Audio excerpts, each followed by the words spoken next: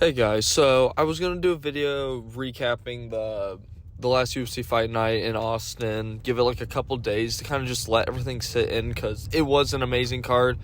So many finishes, 2 slam KOs. Arman Tsarukyan got a KO, like just cold KO, little over a minute over Beniel Dariush. But then something kind of has been in my mind. And I think that there's just a lot of it, and I want to talk about it because I don't see a lot of people talking about it, or really anyone, from everything I've seen. But Dustin Poirier, who was at one point considered probably one of the most likable and fan-favorite fighters, and he still is a majority of it, of the time and all that stuff, I think the fans are starting to hate him or just dislike him because, yes, when he fights, it's fun because, like, let's just look at his most recent fights. They said 2 fights with Conor McGregor, amazing. The third one wasn't really the best because, you know, how it ended with the leg break and all that stuff, but that's not any fault of his. And for that one round, it was a pretty good round. And then he lost to Charles Oliveira. It was a crazy moment in it, but, you know, he lost in that. Then he comes back and he beats Michael Chandler. Now, in my opinion, Michael Chandler was narrowly winning that fight before he got submitted in that. War, great fight. And then most recently, he's been KO'd by Justin Gaethje at, I believe, UFC 291. I believe that was the card. He got, like, a cold head kick KO'd in Salt Lake City, Utah. Same type of kick that Leon Edwards did against Kamaru Usman. Just crazy in that. And then I think the real moment people kind of started to realize that this guy was just getting annoying was some like tweets that were coming out that he was saying of like title shot for my next fight or I retire, with just the fan base was absolutely grilling him about this because he had just lost. He had just been KO'd by Justin Gaethje, and before that he only had 1 win. And I was just like, I don't know, it was just pissing me off a lot. And I don't know, it's just something always off about Dustin Poirier with, like, yeah, he seems like a pretty fine dude with that, but it's, I guess, the way he acts and fights. Like, I think the one that really pissed me off was how he was acting towards Michael Chandler after the win, where, like, Michael Chandler's trying to shake his hand and he's, like, losing his shit about everything. Like, you gotta calm down, dude, about that stuff. Like, you don't need to do that. And then, like, I give him a pass on how he did at the end of the Conor McGregor, like, the third fight, because, I mean, it was a weird reaction to be like, the dude just broke his own foot, like, act that, but, like, yeah, the dude was being really annoying about everything with that, so I give him a pass on that.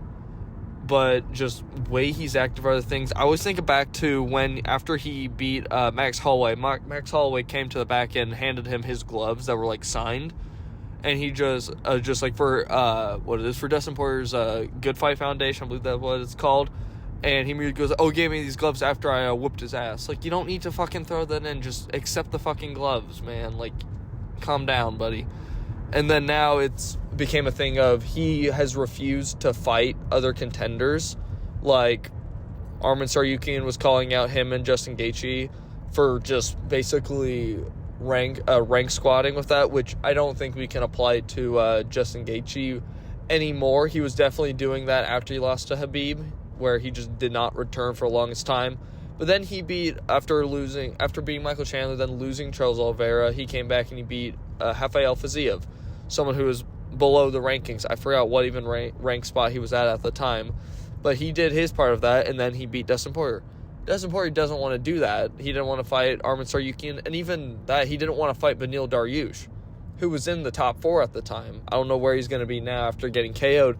But he didn't even want to fight Beniel Dariush. He turned down the fight 2 times. Like, people, fans, and me included, I'm including that this is also my opinion of it, just because I find it really annoying, and this is why I'm not the biggest fan of the lightweight division, where, like, everyone's like, oh, we get some of the best fights. I go, yeah, I know, but, like, it's such a top-heavy division, and it doesn't even feel like they're the top guys, I guess, if that makes sense. Like, most of those guys, one of their, like, only, like, wins they have of recently feels like it's Michael Chandler, and that's just not good to have right now with how Michael Chandler's fight IQ plays.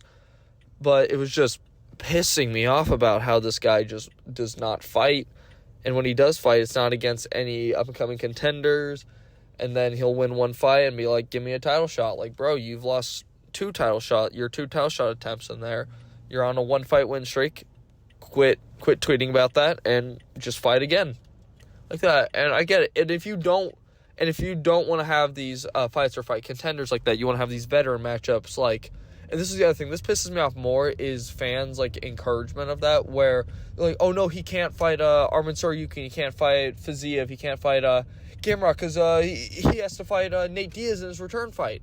And I'm like, yes, that would be a fun fight of that. Not right now, while Dustin Poirier is in the top 3 of the division. While that's going on, Nate Diaz, if he comes back, should not have that. That should not be his return fight. And it's just so annoying how fans will encourage this, and then they'll complain like, oh, the division is so stale, these fighters won't fight the up-and-comers. Like, yeah, no shit, because you're telling them to fight fucking Nate Diaz, who isn't even in the UFC right now. And I don't know if Nate Diaz will even return, and he might return, and I hope he returns. But, like, you're doing hypothetical fights with guys that aren't in the UFC to avoid Dustin Poirier fighting these up-and-comer guys. And he could probably beat some of them. I definitely think so. I also think I feel like he would lose some. I think he would lose against Arman Tsarukyan.